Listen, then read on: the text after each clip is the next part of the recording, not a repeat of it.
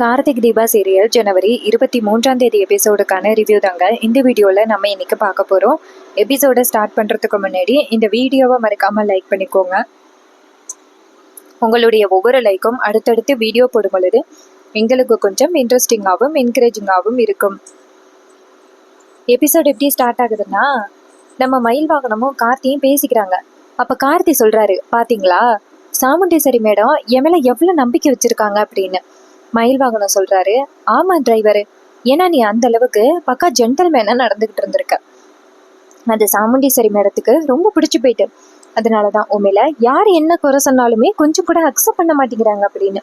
அப்ப கார்த்தி சொல்றாரு, அதுக்கு நான் ரொம்ப கொடுத்து வச்சிருக்கணும் அப்படின்னு.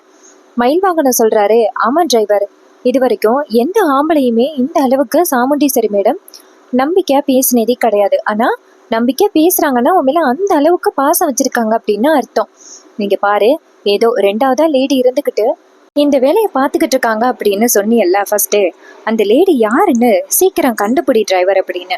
அப்ப கார்த்தி சொல்றாரு, கூடிய சீக்கிரம் அவங்க யாருன்னு கண்டுபிடிச்சு மேடத்துக்கு எதிர்க்க வந்து நிக்க வைக்கிறான் அப்படின்னு. அப்ப மயில் வாகனம் சொல்றாரு, சரி நம்ம சந்திரா எதுவும் பண்ணலையா அப்படின்னு. அப்ப கார்த்தி சொல்றாரு, இந்த சீப்பான வேலையெல்லாம் அவங்க பண்ண மாட்டாங்க, இதை விட மெயினான வேலை தான் அவங்க பண்ணுவாங்க, அவங்க இதை பண்ணியிருப்பாங்கன்னு எனக்கு நம்பிக்கை இல்லை அப்படின்னு. இது கேட்டதோட மயில் வாகனமும் அதுவும் சரிதான்ப்பா அப்படின்னு சொல்றாங்க. அதுக்கப்புறம் கார்த்தி சொல்றாரு, ஃபர்ஸ்ட் அவங்க யாருங்கிறத கண்டுபிடிக்கணும் அப்படின்னு. மயில் வாகனம் கேட்கறாரு, எப்பா காலையில கூட ஒருத்தர் நம்மளை கூப்பிட்டாருல்ல, அவரு எப்ப பார்த்தாலும் வீட்டு வாசல்ல தப்பா படுத்து கிடப்பாரு, ஒருவேளை அவருக்கு ஏதாவது தெரிஞ்சிருக்கிறதுக்கு வாய்ப்பு இருக்குல்ல அப்படின்னு. இதை கேட்டதோட கார்த்தி சொல்றாரு, ஆமா வெளியில அவர் எப்ப பார்த்தாலும் முழிச்சுக்கிட்டு தான் இருப்பாரா அப்படின்னு. மயில் வாங்கன சொல்றாரு, அந்த மனுஷன் வெளியில தான் தூங்குவாரு, ஒரு வேலை ஏதாவது சத்தம் கேட்டு முழிச்சு பார்த்துருக்கிறதுக்கு வாய்ப்பு இருக்குல்ல, எவனா இருந்தாலும் நைட்டு தான் எழுதியிருப்பான், அதனால கண்டிப்பா யாராவது ஒருத்தரோட கண்ணுக்கு சிக்கி இருக்கிறதுக்கு வாய்ப்பு இருக்கு, நீ வேணா வாய ரெண்டு பேரும் விசாரிச்சு பாப்போம் அப்படின்னு. அப்ப கார்த்தி கேட்கறாரு, நீங்க என்ன எனக்கு அதிகமா சப்போர்ட் பண்ற மாதிரி இருக்கு அப்படின்னு. மயில் வாங்கன சொல்றாரு, எப்பா டிரைவரு, இந்த வீட்டுல ரொம்ப கெத்தா இருக்கிறது நீதாப்பா, உனக்கு ஹெல்ப் பண்ணாம நான் யாருக்கு ஹெல்ப் பண்ண போறேன். இங்க பாரு, ஃபர்ஸ்ட் இந்த வீட்டுக்குள்ள பிரச்சனையை கொண்டுட்டு வர்றது யாருங்கிறத கண்டுபிடிக்கணும். ஒன்னே இந்த வீட்டை விட்டு அனுப்பணும் அப்படின்னு நினைக்கிறாங்கன்னா கண்டிப்பா அவங்க உனக்கு தெரிஞ்சவங்களா இருக்கிறதுக்கு வாய்ப்பு இருக்கு டிரைவர், நீ கூடிய சீக்கிரம் அவங்க யாருன்னு கண்டுபிடி அப்படின்னு. அப்ப கார்த்தி சொல்றாரு, நீங்க சொன்ன மாதிரி வீட்டுக்கு வெளியில போயிட்டு இருக்கிறவங்களை விசாரிச்சு பார்க்கலாம் வாங்க அப்படின்னு சொல்ல, இதை கேட்டுட்டு மயில் வாகனமும் சரி அப்படின்னு சொல்லிட்டு நேரா வெளியில வராங்க.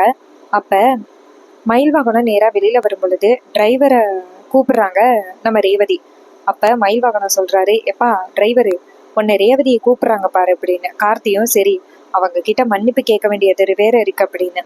மயில் வாகனம் கேட்கிறாரு, நீ அப்பா ரேவதி கிட்ட மன்னிப்பு கேட்க போற, உன் மேலதான் எந்த தப்பும் இல்லையே அப்படின்னு. கார்த்தி சொல்றாரு, இங்க பாருங்க, என்னதான் இருந்தாலும் ரெண்டு பேர் அவங்க எழுதி வச்சிருக்காங்கன்னா கண்டிப்பா ரேவதியை மாட்டா நான் மன்னிப்பு கேட்டுதான் ஆகணும் அப்படின்ட்டு கார்த்தி நேரா போயிட்டு ரேவதியை பார்த்து, அம்மா அந்த மாதிரி ஒரு தப்பு நடந்ததுக்கு என்ன மன்னிச்சிருங்க அப்படின்னு. அப்ப ரேவதி சொல்றாங்க, இங்க பாரு டிரைவர், நீ ஏன் மன்னிப்பு கேட்குற, என்னை பொறுத்த வரைக்கும் உன் மேலையெல்லாம் எந்த தப்பும் இல்லை, யாரோ ஒருத்தவங்க இந்த குடும்பத்துக்குள்ள பிரச்சனையை கொண்டுட்டு வர்றதுக்காக இப்படி பண்றாங்க, ஒருவேளை சித்தி கூட இப்படி பண்ணியிருக்கிறதுக்கு வாய்ப்பு இருக்கு, ஏன்னா அவங்கதான் வந்துட்டு உன்னை ரொம்ப வெறுக்கிறாங்க அப்படின்னு. அப்ப கார்த்தி சொல்றாரு, இங்க பாருங்க ரேவதியம்மா, கண்டிப்பா அது உங்க சித்தி இல்ல, வேற யாரோ ஒருத்தவங்க தான் இப்படி பண்றாங்க அப்படின்னு. ரேவதி கேக்குறாங்க, வேற யாரோவா, யாரு அப்படின்னு. அப்ப கார்த்தி சொல்றாரு, அதை கண்டுபிடிக்கிறதுக்காக தான் வெளியில போறேன், ஊரு ஃபுல்லா எழுதியிருக்காங்க அப்படின்னா கண்டிப்பா யாராவது ஒருத்தவங்க எழுதுனதை பாக்குறதுக்கு நிறையவே வாய்ப்பு இருக்கு, நான் யாருன்னு போய் பார்த்துட்டு வரேன் அப்படின்னு கார்த்தி சொல்ல, இது கேட்டதோட ரேவதியும் சரி, யாருன்னு கண்டுபிடிச்சிட்டு வந்துட்டு அம்மாட்ட சொல்லுங்க, அம்மா பார்த்துப்பாங்க அப்படின்னு. இது கேட்டதோட கார்த்தியும் சரி அப்படின்னு சொல்லிட்டு வெளியில போறாங்க. அப்ப கார்த்தியும் மயில் வாகனமும் வெளியில போயிட்டு மயில் வாகனம் சொல்றாரு, பாத்தியாப்பா எப்படி எழுதியிருக்காங்கன்னு உன் பேர் அப்படின்னு.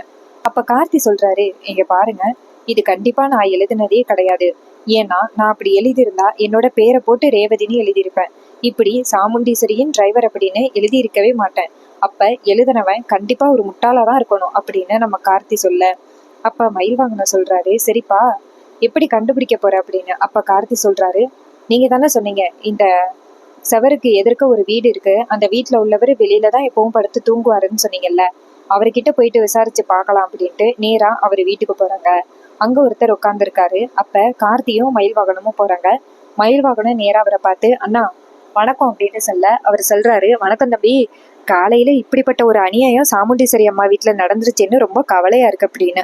அப்ப மயில்வாகனம் சொல்றாரு, ஆமா, எழுதுனவன் யாருன்னு தெரியல, அவனை ஒரு வழி பண்ணணும் அப்படின்னு. அப்ப அவரு சொல்றாரு, எழுதுனவன்லாம் இல்ல, எழுதுனவ அப்படின்னு. இதை கேட்டதோட மயில்வாகனம் சொல்றாரு, என்ன ஏதோ பொண்ணு எழுதுன மாதிரி சொல்றீங்க அப்படின்னு. அப்ப அவர் சொல்றாரு, ஆமா தம்பி, ஒரு பொண்ணு தான் அங்க எழுதுனுச்சு அப்படின்னு. இதை கேட்டதோட கார்த்தி சொல்றாரு, என்ன ஒரு பொண்ணு எழுதுனுச்சா, அந்த பொண்ணு யாருன்னு உங்களுக்கு தெரியுமா அப்படின்னு. இதை கேட்டதோட அவர் சொல்றாரு, ஆமா தம்பி, அந்த பொண்ணு வந்துட்டு இப்ப புதுசா கூட ஒரு ஆக்ட்ரஸ் வந்து ஒரு ஃபேமஸான saree கட்டி இருந்தாங்கல்ல, ஒரு வண்ணமா இருக்கும் அந்த saree, நீல கலரும் ரோஸ் கலரும்.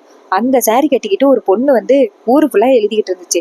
நான் நைட்டு தூங்கிட்டு இருந்தேனா, என்னடா சத்தம் கேக்குதே அப்படின்னு முழிச்சு பார்த்தா அந்த பொண்ணு செவத்துக்கு பக்கத்துல நின்று எழுதிக்கிட்டு இருந்துச்சுப்பா அப்படின்னு. இதை கேட்டதோட கார்த்தி சொல்றாரு, அந்த பொண்ணை நீங்க முன்ன பின்ன பாத்திருக்கீங்களா அப்படின்னு. அப்ப அவர் சொல்றாரு, இல்ல தம்பி, நான் முன்ன பின்ன பார்த்ததில்ல. ஆனா இந்த ஊரு ஃபுல்லா எழுதியிருக்கு அப்படின்னா கண்டிப்பா ஏதாவது ஒரு இடத்துல அந்த பொண்ணு சிக்கியிருக்கும், நீங்க கேட்டு பாருங்களேன் அப்படின்னு. இதை கேட்டதோட கார்த்தி சொல்றாரு, சரி ரொம்ப தேங்க்ஸ் அப்படின்னு சொல்ல, அப்ப மயில்வாகனமும் கார்த்தியும் அந்த பக்கமா வராங்க. அப்ப மயில்வாகனம் சொல்றாரு, டிரைவர், நீ சொன்னது கரெக்டு தான்ப்பா, ஏதோ ஒரு பொண்ணு தான் இதுல சம்மந்தப்பட்டிருக்கா, அவ எதுக்காக இப்படி உன்னையும் கார்த்தி பேரையும் எழுதணும், இதுல அவளோட நோக்கம் என்ன அப்படின்னு. அப்ப கார்த்தி சொல்றாரு, அதான் எனக்கும் தெரியல, வாங்க விசாரிக்கலாம் அப்படின்னு சொல்லிட்டு இன்னும் நடந்து போறாங்க. அப்ப ஒரு இடத்துல வந்துட்டு எழுதி இருக்கு, அந்த இடத்துக்கு நேரா ஒரு கடை இருக்கு, அந்த கடையில வீடியோ இருக்கிறத நம்ம கார்த்தி பாக்குறாரு. அப்ப கார்த்தி நேரா மயில்வாகனத்துக்கிட்ட, அங்க பாருங்க சிசிடிவி இருக்கு அப்படின்னு. அப்ப மயில்வாகனம் சொல்றாரு, ஆமாப்பா சிசிடிவி இருக்கு, அதை வச்சு என்ன பண்ண போற அப்படின்னு. கார்த்தி சொல்றாரு, அதுக்கு நேரா பாருங்க, அந்த சவத்துல எழுதி இருக்கு, அப்ப வந்து எழுதுனவங்களோட ஃபேஸும் இதுல இருக்கும்ல, அதை வச்சு கண்டுபிடிக்கலாம் வாங்க அப்படின்னு சொல்லிட்டு நேரா அந்த கடைக்கு போயிட்டு, சார் இது மாதிரி நேத்து ரெக்கார்டான வீடியோ இருக்கும்ல, அதை நீங்க காமிக்க முடியுமா அப்படின்னு அவர் கேட்கிறாரு. இங்க பாருங்க தம்பி, நாங்க தேவையில்லாமலாம் காமிக்க முடியாது அப்படின்னு. அப்ப கார்த்தி சொல்றாரு, இங்க பாருங்க, உங்களுக்கு எவ்வளவு பணம் வேணும்னு சொல்லுங்க, தரோம் அப்படின்னு. இதை கேட்ட அவரும், இங்க பாருங்க, பணமெல்லாம் எங்களுக்கு வேணாம் போங்க அப்படின்னு. அப்ப மயில்வாகனம் சொல்றாரு, இங்க பாருங்க, நாங்க யாருன்னு தெரியுமா, சாமுண்டீஸ்வரி அம்மா இருக்காங்கல்ல, அவங்களோட மருமகன் நானு, இவங்க அந்த வீட்டோட டிரைவரு, எவ்வளவு தைரியம் இருந்தா எங்ககிட்டே இப்படி பேசுவீங்க அப்படின்னு. இதை கேட்டதோட அவர் பயந்து போய், ஐயா, நீங்க முன்னாடியே சொல்லியிருக்கலாம்ல சாமுண்டீஸ்வரி அம்மாவுக்கு தெரிஞ்ச ஆளுன்னு, நான் உடனே சரின்னு சொல்லியிருப்பேன்னு அப்படின்ட்டு நேரா அந்த வீடியோவை காமிக்கிறாங்க. அப்ப கார்த்தி கரெக்டா ஒவ்வொரு வீடியோவா பாக்குறாரு. அப்ப மயில்வாகனம் டக்குன்னு, எப்பா அவர் சொன்ன அதே கலர்ல புடவை அந்த ஓலை ஒருத்தவங்க கட்டியிருக்காங்க பாரு அப்படின்னு சொல்லி பார்க்க, அப்ப கார்த்தி அந்த போட்டோவை பாக்குறாரு, அப்படியே ஜூம் பண்ணி பாக்குறாரு. பார்த்தா மாயா தான் எழுதிக்கிட்டு இருக்காங்க. இத பார்த்ததோட மயில்வாகனுக்கு செம்ம ஷாக்கு. மயில்வாகனம் சொல்றாரு, என்னப்பா டிரைவரு, இந்த மகேஷோட அண்ணி தானே இவங்க, இவங்க எதுக்கு ஓம் பேரையும் ரேவதி பேரையும் இப்படி எழுதிக்கிட்டு இருக்காங்க அப்படின்னு. கார்த்தி சொல்றாரு, அதான் எனக்கும் ஒன்றும் புரியல, இவங்க எதுக்கு எங்க 2 பேர் பேரே எழுதணும் அப்படின்னு. மயில்வாகனம் சொல்றாரு, சரி இதை போட்டோ எடுத்துக்கப்பா அப்படின்னு சொல்ல, கார்த்தியும் போட்டோ எடுத்துக்கிறாரு. போட்டோ எடுத்துட்டு நேரா கடைக்காரர்கிட்ட, இங்க பாருங்க, இந்த வீடியோ பத்தி யாருக்கிட்டையும் சொல்லாதீங்க அப்படின்னு. அவர் சொல்றாரு, சரிங்க தம்பி, நான் சொல்லலை அப்படின்னு. அப்ப கார்த்தியும் மயில்வாகனமும் வெளியில வராங்க. அப்ப மயில்வாகனம் சொல்றாரு, என்னப்பா இது, அந்த மகேஷோட அண்ணி இப்படிப்பட்ட ஒரு வேலையை பண்ணியிருக்காங்க, அவங்க எதுக்கு இந்த மாதிரி ஒரு வேலையை பண்ணணும் அப்படின்னு. அப்ப கார்த்தி சொல்றாரு, அதான் எனக்கும் தெரியல, ஒரு வேலை அவங்களும் நான் இந்த வீட்டுல இருக்கக்கூடாதுன்னு நினைக்கிறாங்களோ அப்படின்னு. மயில்வாகனம் சொல்றாரு, இருக்கக்கூடாதுன்னா வேற ஏதாவது பயன்படுத்தலாம்ல, இந்த மாதிரி பண்ணா கல்யாணம் நின்று போயிரும்னா உங்களுக்கு தெரியாதா, எதுக்காக இப்படி பண்றாங்க அப்படின்னு. கார்த்தி சொல்றாரு, சரி எதுவா இருந்தாலும் நேரடியா போய் பார்த்து விசாரிச்சாதான் தெரியுமாங்க அப்படின்னு சொல்லிட்டு நேரா 2 பேருமே சேர்ந்து மாயா வீட்டுக்கு கிளம்புறாங்க. இன்னொரு பக்கம் மாயா நேரா மகேஷ் கிட்ட, இங்க பாரு மகேஷ், நான் எப்படியாவது அந்த அந்த டிரைவரை இந்த பிரச்சனையில சிக்க வச்சு வீட்டை விட்டு அனுப்பலாம்னு பார்த்தேன், ஆனா அந்த டிரைவர் மேல அந்த சாமுண்டீஸ்வரி அப்படி நம்பிக்கை வச்சிருக்கிறா அப்படின்னு. இதை கேட்டதோட மகேஷ் சொல்றாரு, அப்புறம் எப்படி நம்மளால அந்த குடும்பத்துல உள்ளவங்களை பழிவாங்க முடியும் அப்படின்னு. அப்ப மாயா சொல்றாங்க, இங்க பாரு, எப்படியா இருந்தாலும் ஏதாவது ஒரு வகையில அந்த டிரைவர் நம்ம கையில சிக்குவான், அப்ப அவனை அந்த வீட்டை விட்டு துரத்தி அடிச்சிடலாம், அதுவும் உனக்கும் ரேவதிக்கும் கல்யாணம் ஆகிறதுக்கு முன்னாடியே இதை நம்ம ட்ரை பண்ணணும் அப்படின்னு. இது கேட்டதோட மகேஷும் சரி அப்படிங்கிறாரு. அதுக்கப்புறம் நேரா நம்ம சந்திராவை காமிக்கிறாங்க. சந்திரா கோவமா ரூம்ல இருக்காங்க. அப்ப சந்திரா நினைக்கிறாங்க, நம்ம போயிட்டு சிவனாண்டியை பார்த்துட்டு வருவோம் அப்படின்னு சொல்லிட்டு நேரா சிவனாண்டியை பாக்குறதுக்காக சிவனாண்டியோட வீட்டுக்கு போறாங்க. அங்க சிவனாண்டி உட்கார்ந்துருக்காரு. அப்ப நம்ம சந்திரா வந்துட்டு சிவனாண்டியை பார்த்து, என்னங்க என்னை மன்னிச்சிருங்க அப்படின்னு சொல்ல, அப்ப சிவனாண்டி கேட்குறாரு, ஏன் சந்திரா என்னாச்சு, நீ ஏன் மன்னிப்பு கேட்குற, உன் மேலே என்ன தப்பு இருக்கு அப்படின்னு. அப்போ சந்திரா சொல்கிறாங்க, இல்லைங்க, அவனா என் அக்காக்காரி உங்களையே துப்பாக்கியால் சுடுறதுக்கு துப்பாக்கி எடுத்துக்கிட்டே வந்துக்கிட்டு இருக்கா. ஆனால் இதில் உங்கள் மேலே தப்பு எதுவுமே இல்லை அப்படின்னு எனக்கு தெரியும். ஆனால் அவள் தேவையில்லாமல் உங்கள் மேலேயே எல்லாத்தையும் பழி போட்டுக்கிட்டு இருக்கா அப்படின்னு. இதை கேட்டதோட அந்த சிவனாண்டி சொல்கிறாரு, ஆமாம், இன்னைக்கு காலையில் கூட ரேவதி கார்த்தியோட பேரை யாரோ வந்துட்டு சவத்தில் எழுதிட்டாங்களாம்ல, அதுக்கு போய் நேராக துப்பாக்கி எடுத்துக்கிட்டு என்கிட்ட வரா. நான் அப்படி எதுவும் செய்கிறதா இருந்தால் சொல்லிட்டு தான் செய்வேன். இந்த மாதிரியெல்லாம் திருட்டுத்தனமாலாம் செய்கிற ஆள் நான் கிடையவே கிடையாது அப்படின்னு. இதை கேட்டதோட சந்திரா சொல்கிறாங்க, சரி என்ன நடந்துச்சு அப்படின்னு. அப்போ சிவனாண்டி சொல்கிறாரு, அவன் நேராக துப்பாக்கி எடுத்துக்கிட்டு என்கிட்ட வந்துட்டா. நான் என்ன சொன்னேன்னா, நம்ம வீட்டு பொண்ணு ரேவதி, அவளை போய் நான் இப்படி அவமானப்படுத்துறதுக்கு இப்படிப்பட்ட ஒரு காரியத்தை பண்ணுவேன்னு சொன்னேன். உடனே அவளும் அமைதியாக போயிட்டா அப்படின்னு. இது கேட்டதோட சந்திரா சொல்கிறாங்க, அக்காவுக்கு ரொம்ப அதிகமான திமிரு. இப்போ எப்போ பார்த்தாலுமே அந்த டிரைவரை தான் நம்பிக்கிட்டே இருக்கா. அத்தனை பேருக்கு முன்னாடி நான் சொல்கிறேன், இது மாதிரி அந்த டிரைவரை தான் அந்த சவத்தில் எழுதியிருப்பான் அப்படின்னு சொல்கிறேன். ஆனால் அக்கா நம்பாமல், கண்டிப்பாக இது டிரைவர் பண்ணியிருக்கிறதுக்கு வாய்ப்பே இல்லை, என் டிரைவர் மேலே எனக்கு முழு நம்பிக்கையும் இருக்குது, இதை வேற யாரோ ஒருத்தவங்க தான் இந்த மாதிரி பண்ணியிருக்காங்க அப்படின்னு சொல்லி நான் சொன்னதை கொஞ்சம் கூட அவள் கருதல் பண்ணவே இல்லை. நான் கேட்டதுக்கு அவள் என்னை எப்படி தெரியுமா அத்தனை பேருக்கு முன்னாடி அவமானப்படுத்தி பேசுனா. வர வர அக்கா போக்கே சரியில்லை, எப்போ பார்த்தாலும் அந்த டிரைவருக்கே சப்போர்ட் பண்ணிக்கிட்டு இருக்கா. சரி, நீங்கள் எப்போ கண்டுபிடிக்க போறீங்க அந்த டிரைவர் யாரு அப்படிங்கிறத? சீக்கிரம் கண்டுபிடிச்சாதான் நம்மளால அவனை சுலபமாக வீட்டை விட்டு துரத்த முடியும். இல்லை அவன் மட்டும் அக்காவோட மனசுல ஸ்ட்ராங்காக உட்காந்துட்டா அதுக்கப்புறம் ரொம்ப கஷ்டம் அவனை வீட்டை விட்டு துரத்துறது. அதனால சீக்கிரம் அவன் யாரு, எங்கேருந்து வந்திருக்கான் அப்படிங்கிறத கண்டுபிடிங்க அப்படின்னு. அப்போ சிவனாண்டி சொல்றாரு, அதை பற்றின ப்ராசஸ் தான் நான் பார்த்துக்கிட்டு இருக்கேன், ஆல்மோஸ்ட் கண்டுபிடிச்சிட்டேன் அந்த சாமியார் யார் அப்படின்னு. இதை கேட்டதோட சந்திராவும், சரிங்க சீக்கிரம் கண்டுபிடிங்க அப்படின்னு சொல்லிட்டு சந்திரா சொல்றாங்க. அப்போ சிவனாண்டி கேட்குறாரு, சரி அது யார் இன்னொருத்தவங்க சாமுண்டீஸ்வரிக்கு எதிராக கிளம்பி இருக்கிறது அப்படின்னு. அப்போ சந்திரா சொல்றாங்க, வேற யாரா இருக்கும், அந்த மாயா மகேஷா தான் இருக்கும், எனக்கு என்னமோ அவங்க மேலதான் சந்தேகமா இருக்கு, இருங்க ஃபோன் பண்ணி கேட்குறேன் அப்படின்ட்டு சந்திரா நேரா மாயாவுக்கு கால் பண்றாங்க. மாயா ஃபோன் அட்டன் பண்ணி, சொல்லுங்க மேடம் அப்படின்னு சொல்ல சந்திரா சொல்றாங்க, உனக்கு அறிவே இல்லையா, எதுக்கு இந்த மாதிரி வேலையை பண்ற அப்படின்னு. அப்ப மாயா கேக்குறாங்க, எந்த மாதிரி வேலையை பண்ண மேடம் அப்படின்னு. அப்ப மகேஷ் கேக்குறாரு, யாரு மாயா அப்படின்னு. அப்ப மாயா மகேஷ் கிட்ட ரகசியமா சொல்றாங்க, நான் போர்டில் பேர் எழுதுனேன்னு அது இந்த சந்திராவுக்கு தெரிஞ்சு போச்சு, எப்படியோ அவ என்னை மிரட்டுறா அப்படின்னு. மகேஷ் சொல்றாரு, நீ உண்மையை ஒத்துக்காத அப்படின்னு. மாயா சொல்றாங்க, நான் எப்படி மகேஷ் உண்மையை ஒத்துப்பேன் அப்படின்னு. அப்ப சந்திரா கேக்குறாங்க, ஏய் நான் உன்னை தாண்டி கேட்டுக்கிட்டு இருக்கேன், எதுக்கு இந்த தேவையில்லாத வேலை பண்ற அப்படின்னு. அப்ப மாயா கேக்குறாங்க, என்ன மேடம் சொல்றீங்க, என்ன தேவையில்லாத வேலை அப்படின்னு. அப்ப சந்திரா சொல்றாங்க, இது மாதிரி ஊரு ஃபுல்லா சாமுண்டீஸ்வரியின் டிரைவர் காதல் ரேவதின்னு எழுதி வச்சிருக்க, எதுக்கு இந்த மாதிரி வேலையை பண்ணி வச்சிருக்க, இப்படி பண்ணா கல்யாணம் நின்று போயிரும்னு உனக்கு தெரியாதா அப்படின்னு. அப்ப ரேவதி கேக்குறாங்க, என்ன மேடம் இப்படி, மாயா சொல்றாங்க, என்ன மேடம் இப்படி சொல்றீங்க, அப்படியா ஊர் ஃபுல்லா எழுதி கிடக்கு அப்படின்னு. அப்ப சந்திரா சொல்றாங்க, ஏய் நீ சரியான கேடிடி, எதுவுமே தெரியாத மாதிரி பேசாத அப்படின்னு. அப்ப மாயா சொல்றாங்க, மேடம் நீங்க சொன்ன பிறகுதான் மேடம் எனக்கே தெரியும் அப்படி எழுதி கிடக்குன்னு, நீங்க ஒன்றும் கவலைப்படாதீங்க, நாங்க கல்யாணத்தை எல்லாம் நிப்பாட்ட மாட்டோம், நடக்க வேண்டிய கல்யாணம் கட்டாயம் நடக்கும், யாரோ ஒருத்தவங்க ரேவதி அம்மாவை பத்தி தப்பா சொல்லிட்டா நாங்க நம்புவோமா, இந்த கல்யாணம்லாம் அப்படியெல்லாம் நிக்காது அப்படின்னு. இது கேட்டதோட சந்திராவும், ஏதோ ஒரு கேடி வேலை மட்டும் பண்றேன்னு தெரியுது அப்படின்னு சொல்லிட்டு போனை கட் பண்றாங்க. அப்ப சிவனாண்டி சொல்றாரு, என்னாச்சு சந்திரா அப்படின்னு. அப்ப சந்திரா சொல்றாங்க, ஒண்ணுமே தெரியாத மாதிரி பேசுறா, இவதான் ஏதாவது பண்ணிருப்பா அப்படின்னு சொல்ல. அப்ப சிவனாண்டி சொல்றாரு, நம்ம நினைக்கிறதை விட அவங்க சரியான கேடியா இருக்காங்க, எதுக்கும் அவங்க கிட்ட கொஞ்சம் பாதுகாப்பா இருக்கணும் சந்திரா அப்படின்னு. அப்ப சந்திரா சொல்றாங்க, ஆமாங்க இதுக போக்கே சரியில்லை, இதுக கிட்ட கொஞ்சம் நம்ம பாதுகாப்பா தான் இருக்கணும் அப்படின்னு சொல்லி பேசிக்கிறாங்க. அதுக்கப்புறமா நம்ம சிவனாண்டி சொல்றாரு, சரி சந்திரா நீ வீட்டுக்கு கிளம்பு அப்படின்னு சொல்ல சந்திராவும் சரி அப்படின்னு சொல்லிட்டு வீட்டுக்கு கிளம்புறாங்க. அதுக்கப்புறம் மாயாவை காமிக்கிறாங்க. மகேஷ் கேட்குறாரு, மாயா என்னாச்சு அப்படின்னு. மாயா சொல்றாங்க, என்னங்க இங்க பாரு மகேஷ், அந்த சந்திரா இருக்கால எப்படியோ தெரிஞ்சுக்கிட்டா இது மாதிரி நான் தான் அந்த சவத்துல எழுதுனேன் அப்படிங்கிறத அப்படின்னு. இது கேட்டதோட மகேஷ் சொல்றாரு, எப்படி அவ கண்டுபிடிச்சா அப்படின்னு. மாயா சொல்றாங்க, ஏதோ குத்து மதிப்பா தான் கண்டுபிடிச்சிருக்கா, நம்ம தான் அப்படிங்கிறது இன்னும் அவளுக்கு தெரியாது அப்படின்னு.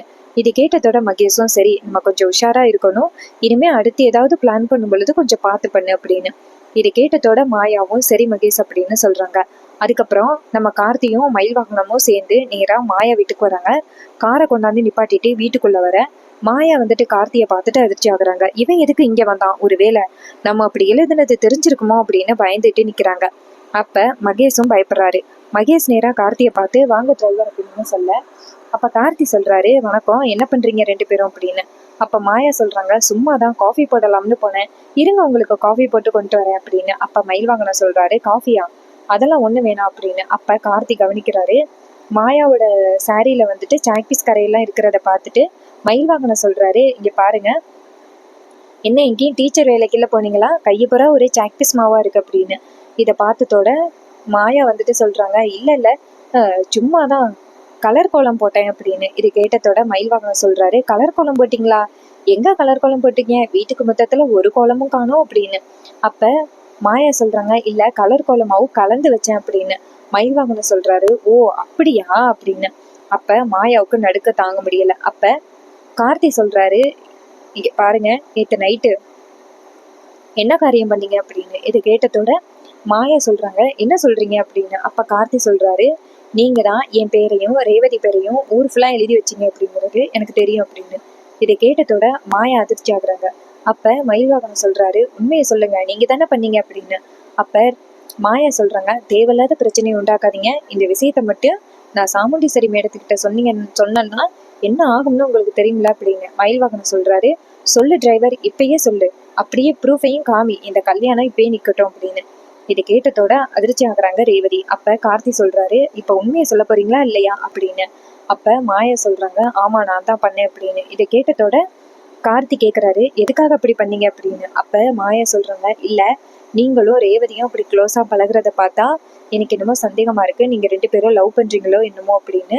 அதனாலதான் உங்களை இந்த வீட்டை விட்டு துரத்துறதுக்காக உங்க பேரையும் ரேவதி பேரையும் ஒன்னா எழுதி வச்சேன். சாமுண்டீஸ்வரி நேரம் உங்க மேல கோவப்பட்டு உங்களை துரத்தி அடிப்பாங்கன்னு நினைச்சேன்.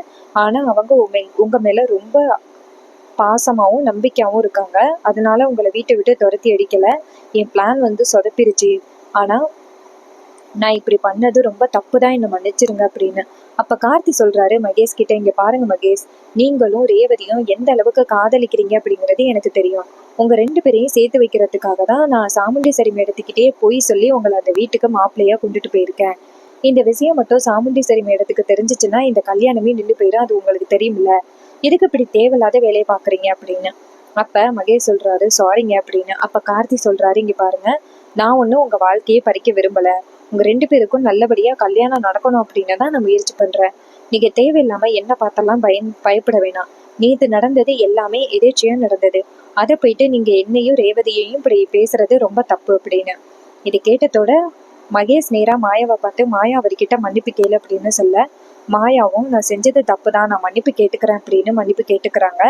அண்ட் இந்த ப்ரெடிக்ஷன் உங்களுக்கு பிடிச்சிருந்துச்சுன்னா இதே மாதிரி இன்னுமே புது புது அப்டேட்ஸ் உங்களுக்கு வேணும்னா மறக்காம நம்ம சேனலை சப்ஸ்கிரைப் பண்ணிக்கோங்க. பக்கத்துல உள்ள பெல் ஐகானை கிளிக் பண்ணி ஆல்ல செட் பண்ணிக்கோங்க. அப்பதாங்க நியூ வீடியோஸ் போடும் பொழுது உங்களுக்கு நோட்டிஃபிகேஷன் வரும், பார்க்கலாம். தேங்க்ஸ் ஃபார் வாட்சிங்.